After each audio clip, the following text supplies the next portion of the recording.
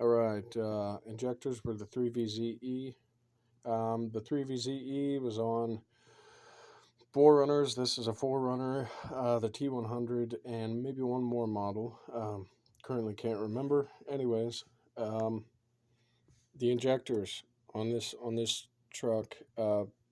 These motors will only accept Denso, Toyota, and maybe Bosch, but I haven't done that, so I can't say uh, with conviction that you can use Bosch. Frankly, I haven't even been able to find them in my pursuit to find the correct injectors. You're best to get remanufactured Denso. Um, I found mine on eBay. They're actually going to arrive soon, so I'm about to tear this down. But I thought I would do a video. There's not many videos on doing stuff on these motors, so I'll tell you how to get there. Um, I have no means to record the entire process, but it's not as complex as you think.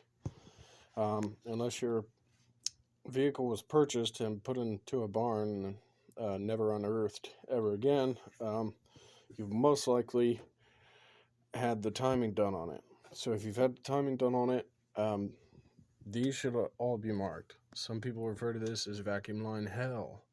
Um, it's really not as complex as you would think. You need to mark each one of them with a paint marker. That's personally what I do. You want to do various dots and different combinations.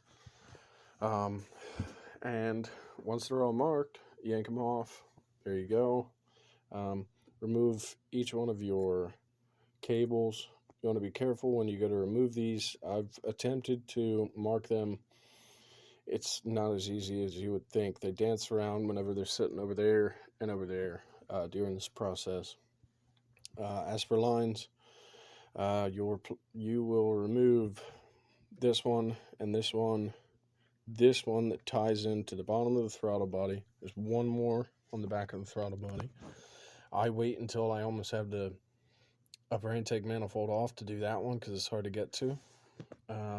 There's a harness for the throttle position sensor. Don't tamper with that.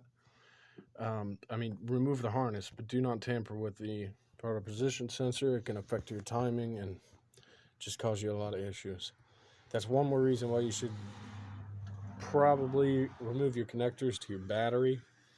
They always say that in the booklets for a reason. So anyway, um, these two lines here, or both of these two lines, would be present if you still do have your EGR. Mine's deleted, so I just have those blocked off. You remove those. These two bolts, that'll give you access to one of the 8, I believe, bolts for the upper intake manifold. It's 1, 2, 3, 4, 5, 6, 7, 8. So yeah, 8. I think it's a 12 millimeter. Anyway, you get all that removed. Remove your harness for your that's your cold start injector. Be careful with that. I tag it so that I can see it in this big ass pile of lines and hoses and all that. You want to be careful with your that'd be your plug wires. Be careful with those. You don't want to gnarl them up. After your reassembly, if you still have your EGR, there'll be this connector and a line that connects to a line that goes down onto the headers. You want to be careful with that. You do not want your wire for cylinder 5 back there, or any of them really. You don't want any of these touching that line at the bottom of the EGR. It will fry them and eventually they'll start arcing. And anyways, I think that's most of it. You want to remove your tube if you feel as if you might rest your elbow on, well, frankly, I'm going to just say remove your mass airflow, the upper part of it also. You don't want to damage these. They're incredibly hard to find, and when you do find them, people know how difficult they are to find, so they crank their price up.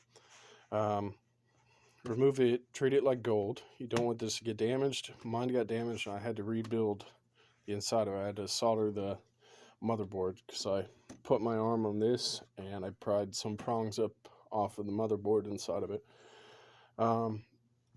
After you get down into there's 4 bolts. That all of that work, I believe I went through everything. Well, these 2 lines too, which will go to your boxes for your EGR. I don't have those. I deleted them. So once you get down in, you got the fuel rail. It's 4 bolts to remove the fuel rail. There'll be 1 more bolt back here. It'll be attaching to the valve cover, and I think there's a ground wire on there also. Don't forget that. Put a piece of tape around it or whatever you got to do.